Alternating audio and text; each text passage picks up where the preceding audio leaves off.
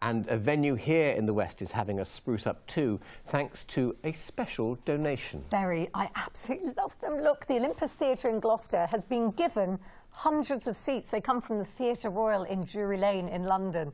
They were transported to Gloucestershire by a team of volunteers. Steve Nibbs went with them and joins us now from the Olympus. Did you help carry them or did you just watch? I wasn't allowed because of the risk assessment, David. You've got to be careful, especially with my back. It's very similar to yours. But look, welcome to the Olympus. A little clue, this opened in 1923 as a cinema. It was called the Picturedrome then. But fast forward to the 1980s and follow me into the auditorium with a little bit of help from Annika Rice, the Challenge Annika programme, and the Gloucester Operatic and Dramatic Society. It was transformed into the new Olympus Theatre. Time hasn't been too kind over recent years, so there's now a grand plan to reopen it with the help of those seats from Drury Lane. They were once some of the best seats in the house for some of the world's biggest shows. But with a £45 million refurbishment of the Theatre Royal underway, Andrew Lloyd Webber, who owns it, wanted to give the seats a new lease of life elsewhere. So they're all being taken out and donated to venues right across the country. We were looking for theatres that had a real need, had a real energy to them, had a loyal volunteer base and that it would really make a difference, and we wanted something that was ready to go. Back in Gloucester, the Olympus Theatre was looking for new seats as it plans to reopen. The old ones were taken out years ago. They're now in a bad shape and unloved.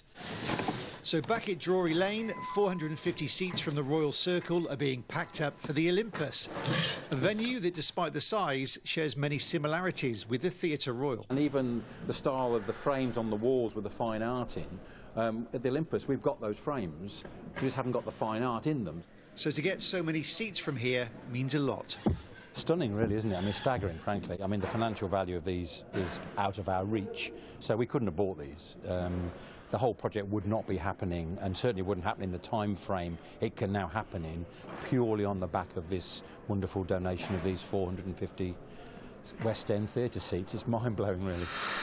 They've had a fair amount of wear. It's a very successful theatre. Fabric's worn very well in here, and with some bits and pieces that, if they pick the best out of the ones that they've got, they will end up with something that looks really, really good. If you want to know anything about theatre seats, meet Alistair. He's been patching up and replacing the chairs here since the 70s, and he says taking them out, that's the easy bit. Fancy a trip to Gloucester? I'm thinking I'm going to get a call almost straight away. I've just got that feeling that someone's going to go like, I saw you take them apart, but how do you actually put them back together again? So with the last seats all packed up, next stop, Gloucester, where it was all hands to the deck to unload onto the Olympus stage. There is a lot of work to do here before curtain up on the first show, but now they'll always have little pieces of the West End to inspire them. Steve Nibbs, BBC Points West, Gloucester.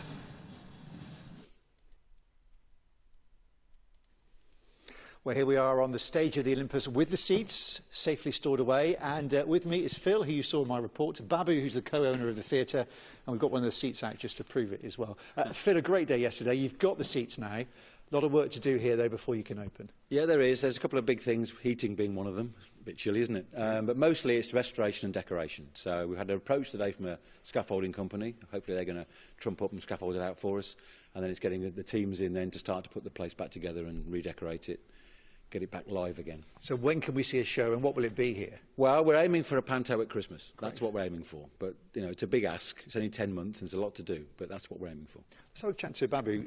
Difficult few years for the theatre, Babu, but now a new lease of life in prospect. What's it going to mean for the community when this place reopens? Well, it will mean, I'm sure it will mean a lot to community, but it's going to mean a lot to us as well, because that's what we bought it for, so that we could use it, for the community can enjoy it, and everybody can use it, because this place can only be used for these things. So that's better for everybody. There is great potential here. Babu, thanks for joining us. And Phil, very quickly as well, two big names are involved as patrons, Jeremy Irons and Simon Pegg, local boy made good.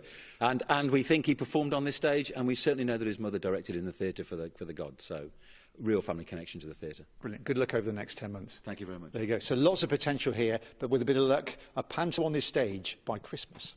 Oh, and lots of bums on those seats as well. Thank you very much, Steve. I love them. I know you do. Oh, they're I'll have a gorgeous, row aren't put in they? here for you. Yeah, I do. I can just get past and you say, excuse me. All that excuse me." upholstery. Yeah.